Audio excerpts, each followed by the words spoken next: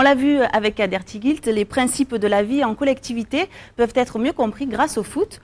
Dans sa vision des choses, le terrain de foot peut être le territoire français, les joueurs sont les citoyens, les règles sont les lois françaises, l'arbitre, la police, et celui qui ne respecte pas les règles est sanctionné. Voilà un point de vue qui devrait rejoindre celui de l'association Sport et Citoyenneté.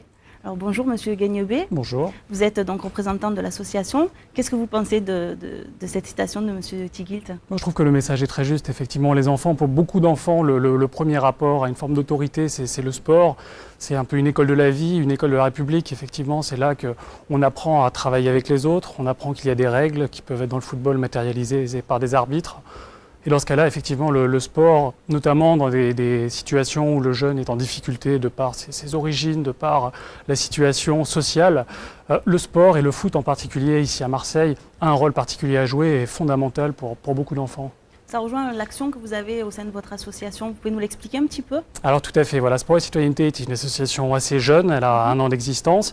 L'idée justement, on est parti du constat que des actions comme celle dont on vient de voir le reportage, ces actions-là sont nombreuses, malheureusement, se trouvent un petit peu isolées parce que les acteurs n'ont pas forcément toujours le soutien nécessaire, ils n'ont pas forcément non plus les connaissances, parce que c'est vrai qu'on est dans des choses complexes, à la fois le droit, la médiatisation.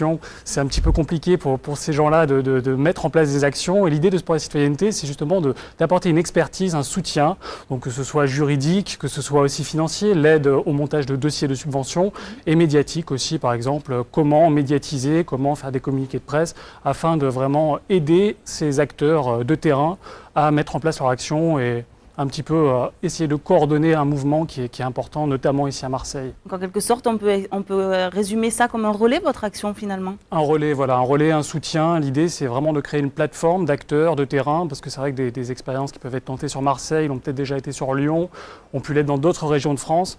L'idée, c'est vraiment de donner un savoir-faire. C'est vrai que l'association est composée de juristes, de spécialistes de communication, donc c'est des gens qui ont acquis, de par leur métier, une certaine expérience. L'idée, c'est vraiment d'en faire profiter le plus grand nombre. Et pourquoi pas d'aider aussi des personnes qui ont des projets, mais qui n'osent pas ou qui n'ont pas le courage de les concrétiser. Et à un moment, c'est aussi de leur dire, nous, on peut vous aider, on peut vous donner les clés qui vous permettront de mettre en place ce projet à votre propre échelle, en fait. Vous publiez aussi une revue scientifique qui s'appelle d'ailleurs Sport et Citoyenneté. Tout à fait. Voilà, ça c'est un petit peu le deuxième volet, on a parlé de l'action. Maintenant, ça c'est le côté un peu réflexion. Donc voilà, il y a une plateforme d'experts, voilà, c'est des universitaires français et européens qui réfléchissent au droit, au sport en général. 4 fois par an, donc il y a une revue qui sort, qui a des thèmes autour du sport et de la citoyenneté. Le numéro que vous présentez, c'est un numéro qui était consacré au sport et à la santé. Voilà, donc avec des médecins, avec des politiques aussi, et avec des sportifs. Il y a Maillard Monchipour notamment qui intervient, parce que la réflexion doit être transversale, globale. Il n'y a pas que des universitaires d'un côté qui doivent réfléchir, il faut que tout ça soit lié avec des acteurs, avec des politiques qui quelque part ont aussi des clés pour mettre en place, pour favoriser la citoyenneté par le sport.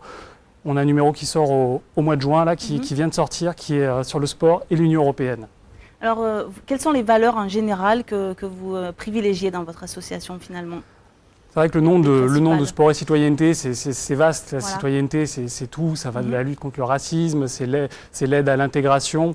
Voilà, l'idée, c'est vraiment de recouvrir un maximum de domaines possibles.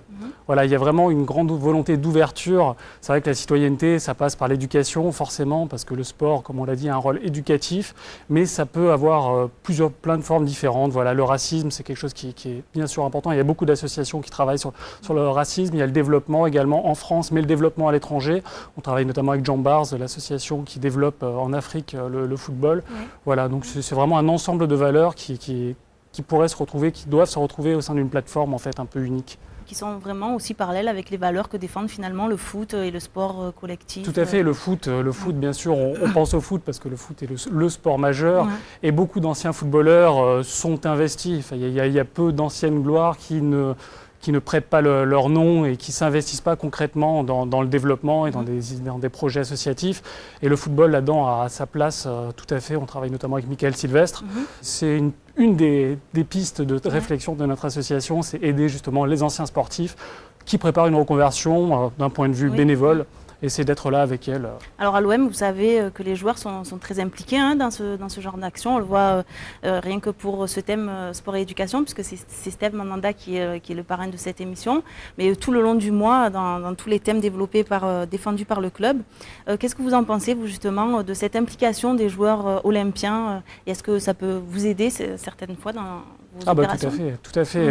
Ils ont une notoriété, ils ont un attachement auprès du public qui est irremplaçable. Je veux dire, en utilisant un joueur comme Steve Mandanda, on peut ouvrir énormément de portes et mobiliser énormément d'énergie, mais aussi, il faut le dire, de moyens financiers qu'une personne lambda ne pourra pas mettre en œuvre.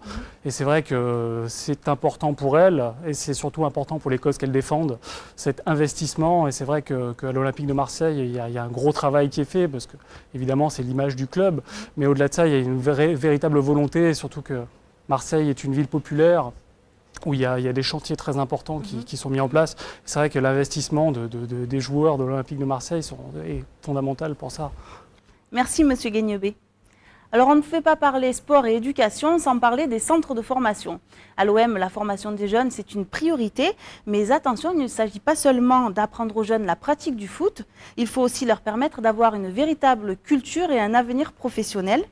Ici comme ailleurs, cette priorité, c'est le gage d'un enseignement de qualité, comme par exemple à l'école Diambars au Sénégal.